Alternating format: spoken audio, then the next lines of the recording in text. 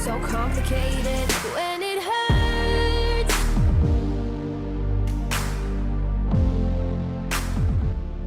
Oke, what's up guys? Jangan bertemu lagi bersama Gorioris di MotoGP 24 Karir.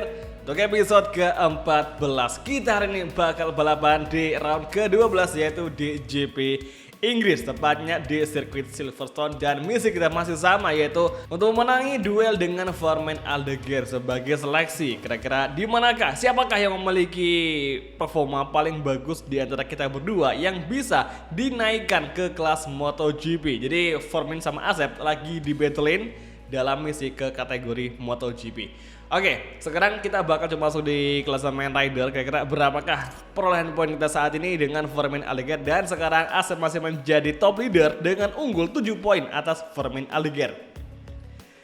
Harusnya kita kemarin bisa lebih jauh lagi jika meraih podium untuk kemenangan. Tapi ternyata kemarin di GP Sachsenring kita mengalami insiden di last lap dan terpaksa kita untuk gagal meraih podium atau poin maksimal. Sehingga sekarang klasemen Foreman yang meraih kemenangan, dia berhasil mengejar kita kembali dengan sekarang tinggal 7 poin saja gap poinnya. Oke, di sini gue bakal ngecek di klasemen MotoGP karena siapa yang menjadi leader, dan ternyata ada Tony Arbolino guys. Tony Arbolino. Ini serius, Tony Arbolino, rookie, dan dia sudah bisa untuk menjadi top leader di klasemen rider MotoGP. Dia unggul 7 poin atas Jorge Martin. Pecco Bagnaia di tempat ketiga dengan selisih 15 poin. Gila cuy, rookie pakai Aprilia dan udah bisa jadi top leader di klasemen. Ini benar-benar suatu hal yang saat bikin kita wah ini serius gitu, kayak masih nggak nyangka aja. Tapi inilah persaingan di kelas MotoGP barangkali di tahun-tahun ke depan. Aprilia ya emang seperti ini ya, semoga aja. Oke, untuk klasemen rider udah, kemudian kita baca di klasemen tim siapakah yang masih menjadi top leader, dan ternyata masih ada Ducati Grace ini dengan unggul 9 poin atas Trackhouse Racing MotoGP. Guys, serius, ini Aprilia loh, tim satelitnya udah bisa menjadi pesaing berat di kelas MotoGP saat ini. Bisakah ini terjadi di dunia nyata? Ya, semoga aja. Dan sekarang sesi kualifikasi ke-1. Guys, cuaca lagi basah-basahnya, jadi kita pakai medium yang intermediate. Oke, jadi kita nggak ada opsi pakai ban kering di Q1 ini karena untuk cuaca sangatlah tidak memungkinkan. Kondisi aspal pun tidak memungkinkan. Tapi yang jelas saat ini kita bakal lakuin saja sesi kualifikasi ke-1. Sasaki masih menjadi yang paling unggul dengan lap time 2 menit 13, sekian. Dan jika kita ingin, ini BTW kok cuma 2 rider saja sih yang mencetak lap time, sedangkan itu tinggal 3 menit lagi guys. Ini serius. Aneh ya, maksudnya biasanya kan di kualifikasi kita itu kayak waktu-waktu awal kan udah pada terjun semua ke lintasan dan udah pada ngelakuin kualifikasi. Tapi di sini kenapa kok cuma baru 2 rider saja yang baru ngelakuin sesi kualifikasi? Apakah separah ini untuk kondisi cuaca atau kondisi aspal di Silverstone sehingga para pembalap Moto2 hampir semuanya tidak masuk ke lintasan cuy? Ini aneh banget, tapi sekarang ini udah pada keluar ke lintasan seperti di Maps-nya itu bisa perhatiin sudah beberapa ada orang yang keluar, dan semoga aja semuanya bisa mencetak waktu terbaiknya.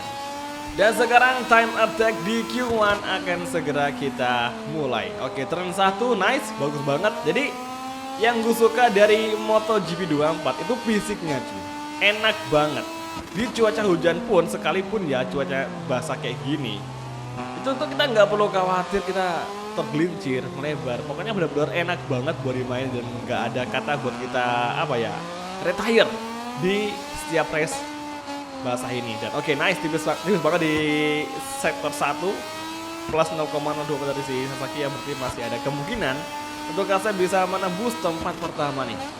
Jadi di forum grup game MotoGP gue sering banget nemuin beberapa komentar postingan yang pada ngeluh dan pada sering banget nge-skip ketika balapan di cuaca basah untuk MotoGP 23 karena emang sesusah itu. Tapi di sini di MotoGP 24 yang gue rasain ini benar-benar enak banget buat dimainin dan nggak ada kata buat kita retire. Benar-benar kayak kita bisa enjoy balapan di kondisi basah sekalipun. Dan sekarang di sektor kedua, nice sekali, gap bar berwarna merah plus 0,053 ya, meskipun rapat tapi kita masih unggul nih dari segi lap time di dua sektor awal. Kemudian tikungan zigzag turn ke 10, 11, 12, 13. Ini paling tricky banget di Silverstone. Kapan kita salah entry pasti bakal gagal semuanya.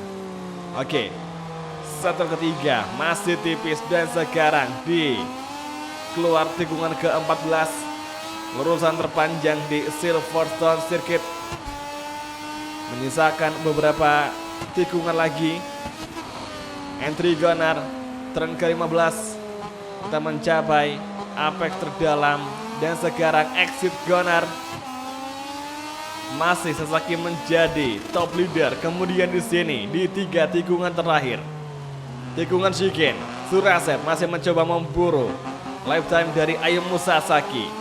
Dan sekarang last corner masih gear 2 dan exit gear 3. Here we go. Nice, finally Surasep meraih top leader dan bisa tembus di posisi pertama. Dan guys, hanya 10 pembalap saja yang mencatatkan lap time-nya. Sementara itu, Somkia Chandra, Jeremy Alcoba, Barry Bartus, Boben Snyder, Artigas masih ya tidak mencatatkan lap time sama sekali. Ini gue rasa kalau nggak bug ya pasti ada faktor dari AI-nya yang emang sengaja nggak mau turun ke lintasan. Soalnya lagi basah dan emang sulit itu ya, mungkin aja kan. Oke, next Q2. Good morning and welcome back to the track for the second Moto2 class qualifying session. Nah, sekarang di sesi kualifikasi kedua ada 4 riders yang masuk ke Q2 ini. Ada Surasep, Ayumu Sasaki, Moreira dan juga Xavier Cardelus. Oke, untung aja di sesi Q2 ini kondisi aspal di Silverstone itu sudah berangsur mengering dan sekarang sesi kualifikasi dikategorikan sebagai kualifikasi dengan cuaca kering. Jadi kita bisa pakai ban slick, ban soft yang pastinya bisa kita sedikit paksakan untuk ngegigit grip aspal di Silverstone ini dan kita bisa mencatatkan waktu terbaik kita. Oke, Surasep lagi di garasi dan sekarang kita bakal mencoba untuk melakukan beberapa hal seperti settingan, tapi kayaknya settingan itu pakai ban yang versi ini udah ganti ya, udah pakai ban soft, jadi kita udah aman, nggak perlu ganti ban lagi. Sekarang langsung aja time skip, kita bakal ngelihat berapakah pole dan masih Vermin di posisi pertama. Oke, masih Vermin dengan lap time 2 menit, 4,9 detik. Oke, gue rasa ini agak sedikit mustahil kita kejar, tapi kita coba aja, barangkali emang ada hasil yang bisa diperoleh. Dan sekarang di sisa waktu 2 menit lagi, Vermin masih menjadi top leader dengan lap time 2 menit 4,919 detik. Dan Alonso Lopez Garcia seperti biasa, mereka bertiga sebelum kita ngelakuin kualifikasi udah ngebooking barisan terdepan. Sorry banget, kita agak menginjak gravel dan ya untung aja nggak sampai terjatuh gara-gara tergelincir. Oke guys, fokus di kualifikasi kedua ini. Meskipun cuaca sangatlah gelap, tapi tidak ada potensi ini akan ada turunnya hujan. Jadi kayak full kering meskipun langitnya gelap gulita. Oke, turn 1. Pergantian arah ke kiri turn kedua. Menuju turn ketiga kita light break, oke. Kita agak melebar, kemudian kembali ke racing line. Turn keempat. Sektor 1 saat lagi akan berakhir dan berapakah gap kita? Penasaran sih ini. Oke, sekarang 0,4 dari Vermin. Setengah detik ya, hampir setengah detik dari Vermin Aldeguer di sektor 1. Sangat jauh sekali. Kemudian di sektor kedua, tikungan ke-6. Brookland Corner. Astaga, kita malah melebar. Oke, kembali ke racing line. Dan sekarang entry turn ke-7. Hairpin dan kita full gas kembali. Ini merupakan last sektor atau last corner di layout Silverstone yang versi lawas. Kemudian exit dari turn ke-8 Woodcore Corner 0,8 cuy, sangat jauh sekali. Oke, turn ke-9 tinggal 2 sektor lagi. Gue rasa kita hari ini nggak akan bisa meraih hasil bagus di kualifikasi dan kayaknya kita emang kurang pas nih untuk ngelakuin kualifikasi di cuaca kering dengan suasana saat ini yang kayaknya kita nggak akan bisa unggul sih. Oke, turn ke-12, turn 13, sektor ketiga dan aduh guys jauh sekali. 1,1 detik dari Vermin Aldeguer. Gap kita jauh sekali. Dan sekarang tinggal satu kesempatan terakhir last sektor. Apakah Surasep bisa menembus 15 besar? Dan sekarang entry Gunnar, kita cukup late braking, namun berhasil mengatasi tikungan 15 dengan sangat baik. Exit Gunnar menuju Lasigen. 3 tikungan terakhir, entry Gunnar. Gear 2, stay in the line. Valley Gunnar, kemudian turn ke 17. 1 tikungan lagi, tikungan terakhir, kemudian exit Gunnar menuju finish line. Dan saat ini Surasep meraih tempat ke berapakah? Ya ampun guys, gak ada di 12 besar. Wah, di mana nih? Asep di posisi ke-14, tepat di belakang Philip Salak. Namun Dennis Onco cukup menyita perhatian kita karena Dennis Onco start dari urutan ke-8 dan ini pertama kali bagi si Onco bisa start dari 10 besar. Luar biasa banget. Sementara itu seperti biasa di belakang kita ada 1 orang riders yang tidak mencatatkan waktu, yaitu Xavier Cardelus, dan cuma dia seorang saja. Jadi gue rasa masih ada pembalap yang tidak mau turun ke track, mungkin karena masalah teknis, karena kalau mau dibilang karena cuaca basah nggak mungkin, soalnya kondisi lagi kering-keringnya cuy. Greetings from England to all MotoGP fans. We're live from the Silverstone circuit, one of the longest and most challenging in the entire championship. It's been a long weekend, but we finally reached the moment everyone's been waiting for. Just a few more minutes and the race will start. The weather is clear and temperatures are far from extreme. However, tyre wear will play a very important factor in today's race. This is why lots of riders have been using medium tyres at the front and rear. Here we go, sampai lagi kita di starting grid untuk MotoGP Silverstone. Oke, hari ini cuaca bener-bener cerah banget, jadi kayak bener-bener bikin kita happy ya, karena bisa banget nih ban kita ngegigit aspal di Silverstone. Of course, kita bakal menggunakan kompon ban double soft. Kenapa? Karena gue punya feeling dengan soft kita akan bisa fight dan bisa mereka menangkan. Oke, langsung saja kita mulai balapan di Silverstone untuk round ke-12. Let's go guys, come on. Kita start dari urutan ke-14. Oh my god.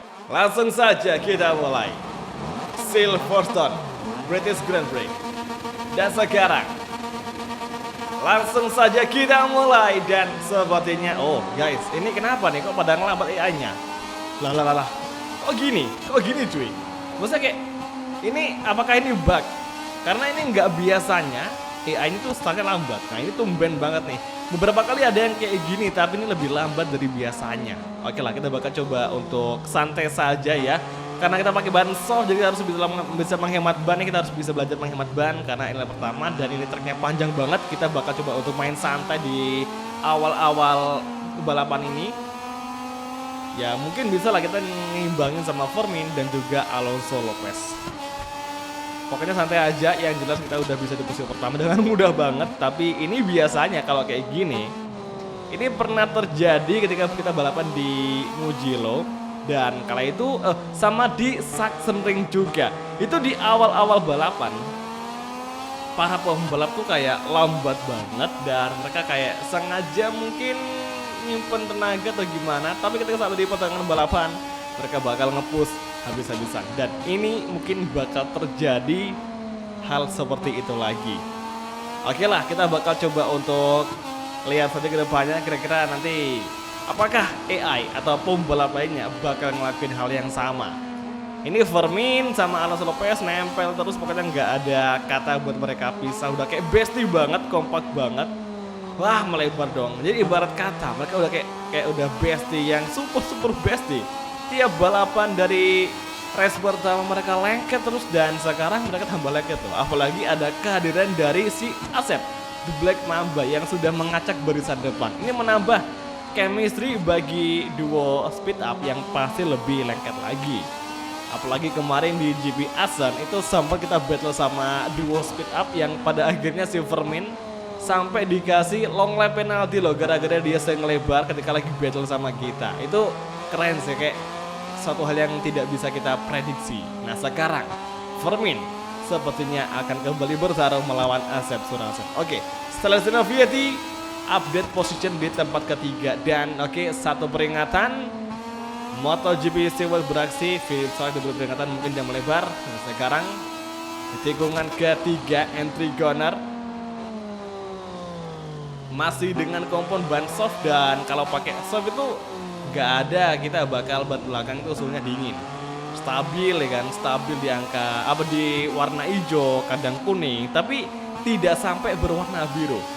Salah satu alasan kenapa aku juga pengen pakai Astraga kan, emang di sini tuh suhunya cuma 33 derajat, apalagi tidak ada tikungan yang sangat banyak banget. Misal kayak nggak ada tikungan yang ngepaksa ban kita bekerja keras, jadi kayak tingkat stresnya itu nggak sebesar kayak di GP Jerman kemarin. Di Jerman kemarin itu tikungan ke arah kiri dimulai dari tikungan ke 4 cuy, tikungan 4 sampai tikungan ke 10 kalau nggak salah, dan itu benar-benar ngebikin ban kita stres. Alhasil ya bannya nggak bagus, pokoknya bakal lebih ruwet jika balapan di GP Jerman. Mental harus siap banget dengan segala keadaan. Nah, sekarang lap kedua masih berlangsung, masih Vermin di tempat kedua. Oke, sekarang kita bakal coba untuk ngelakuin sedikit percepatan. Gue bakal coba cepetin ritme kita. Kira-kira apakah Vermin bisa mengimbangi laju kita, karena biasanya 1-2 lap awal AI bakal ngebaca performa kita. Itu fitur adaptif AI di MotoGP 24. Dan oke, yellow flag berkibar. Ayo Gura terjatuhkan kawan, sangat disayangkan. Tapi kayaknya nggak ada yang bakal diberi peringatan. Oh, investigasi malah kepada Songkia Chantra dan juga Albert Arenas. Masa iya mereka salah? Oke lah, let's see aja. Nanti bakal ada muncul peringatan jika emang ada salah seorang pembalap yang dikasih hukuman long lap penalty. MotoGP Stewart Albert Arenas peringatan. Dan sekarang, oh my god, Alonso Lopez out of the session, out of the race. Fermin Aldiger Jedison mencetak fastest lap. Guys, Alonso Lopez, oke, Fermin datang sepertinya gila, gak nyangka. Oke, sekarang langsung aja kita battle ke badan Fermin. Kita ambil dari luar, kemudian bertahan dari luar. Oke, nice. Masuk di tikungan keempat dari inside line, kita overtake Vermin. Oke, kita agak melebar dan Vermin sepertinya akan datang dari sebelah kiri. Oke, exit corner. Masih kembali bertarung dan side by side kembali terjadi di berdua. Dan sekarang Vermin versus The Black Mamba kembali berlangsung di sini di Silverstone Grand Prix hingga di tikungan ke-6. Entry corner, Vietti melebar. Vietti memaksa dari bagian luar. Oke, coba terjatuh. Gila cuy, baru lap kedua menjelang lap ketiga itu ada 3 riders yang crash. Apa-apaan nih?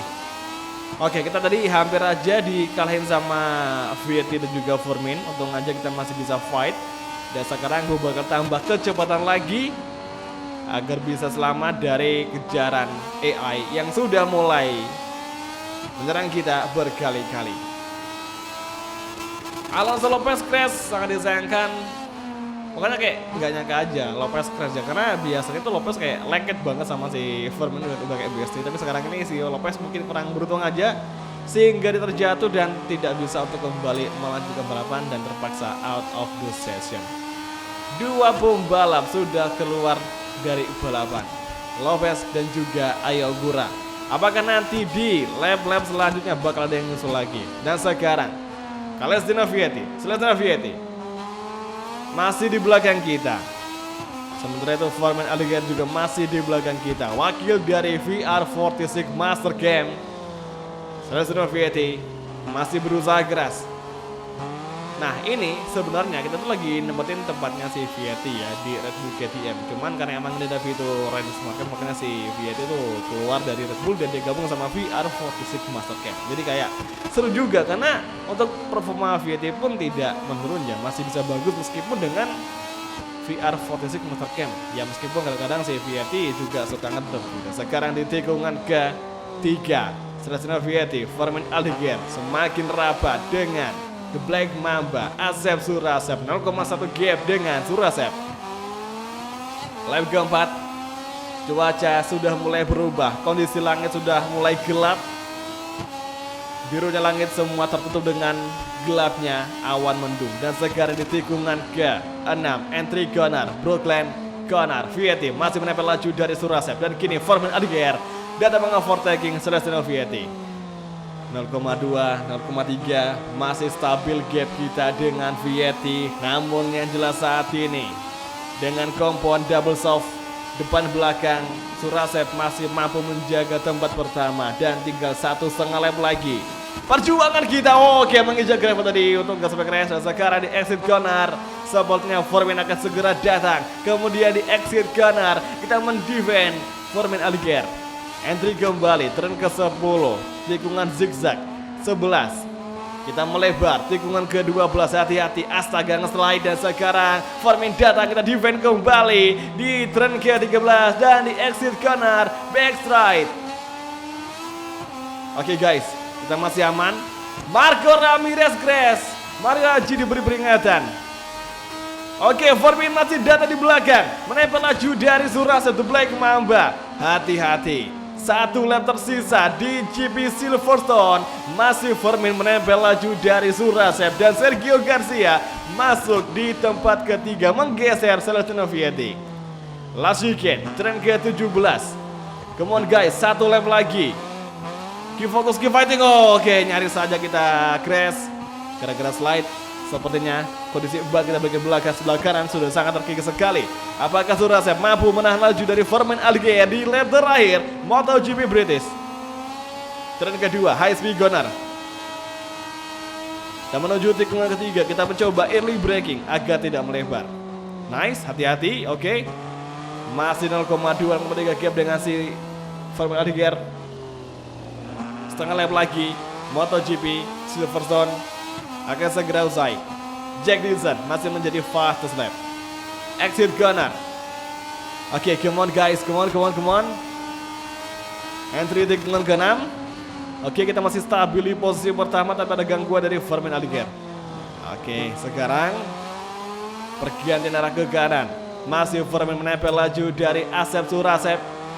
Keluar dari tikungan hairpin menuju turn ke-8 dan sektor kedua akan segera usai. 2 sektor tersisa, Moto2, Silverstone, British Grand Prix. Dan sekarang di entry corner, tikungan ke-9, kita lebih laju dari biasanya. Kemudian exit corner, come on guys, come on. Mereka masih menempel laju dari Surasep. Tikungan Shigen, double Shigen. Oke, hati-hati.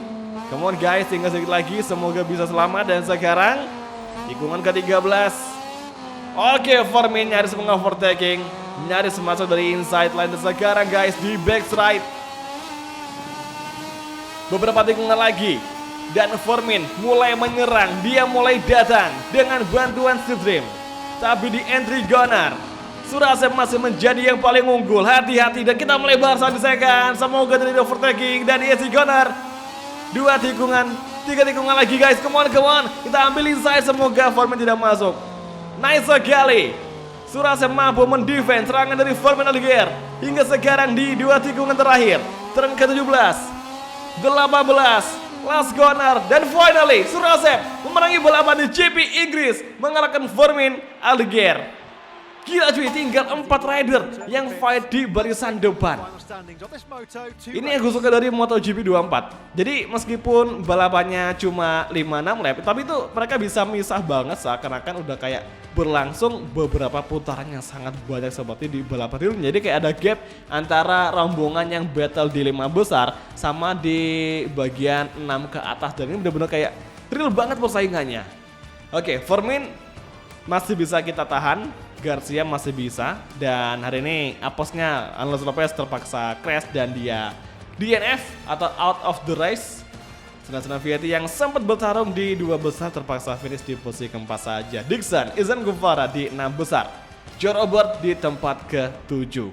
Hari ini juga hari yang sangat mengecewakan dan cukup sedih ya. Selain dari Alonso Lopez juga ada hari yang cukup menjadikan bagi Marco Ramirez dan juga bagi Ayogura yang mengalami insiden terjatuh di balapan kali ini. Jadi gue rasa ya mereka emang sudah saatnya crash dan mungkin saja di balapan kali ini mereka kayak ada kendala masalah meskipun di kualifikasi bagus, tapi kalau mereka masih ngerasa nggak nyaman sama motor biasa aja, bisa aja mereka emang mengalami hal seperti itu, seperti ban depan slip atau mungkin ada settingan yang kurang pas sehingga mereka terpaksa terjatuh. Tapi ya apa boleh buat, semua udah terjadi dan inilah balapan, pasti kita nggak bisa prediksi gimana kedepannya apa yang bakal terjadi. Dan di klasemen rider kita masih unggul dari Formin Alligator, minus 12 poin dari Formin, dan ya dengan Alonso Lopez pun masih cukup jauh ya, minus 33. Tapi ingat guys, jangan senang dulu, masih ada 10 race yang bakal kita tempuh lagi. untuk mengakhiri musim kita di kelas Moto2, dan kita nggak tahu pasti apakah kita bisa naik di kelas MotoGP next season karena belum ada info sama sekali kira-kira tim mana yang bakal tertarik sama kita untuk masukin si Asep nih di kelas MotoGP. Ya untung-untungan kalau ada tim yang bagus, ya kalau jelek ya udah kita pasrah aja karena tujuan kita ya pasti naik di kelas MotoGP. Entah itu hasilnya bakal bagus atau enggak nanti sama tim itu, yang jelas kita harus naik di kelas MotoGP dahulu supaya bisa berkembang cuy ngelawan pembalap lainnya. Apalagi Tony Arbolino bikin kita penasaran kok dia bisa menjadi top leader di klasemen rider MotoGP. Benar-benar sesuatu yang sangat di luar dugaan kan.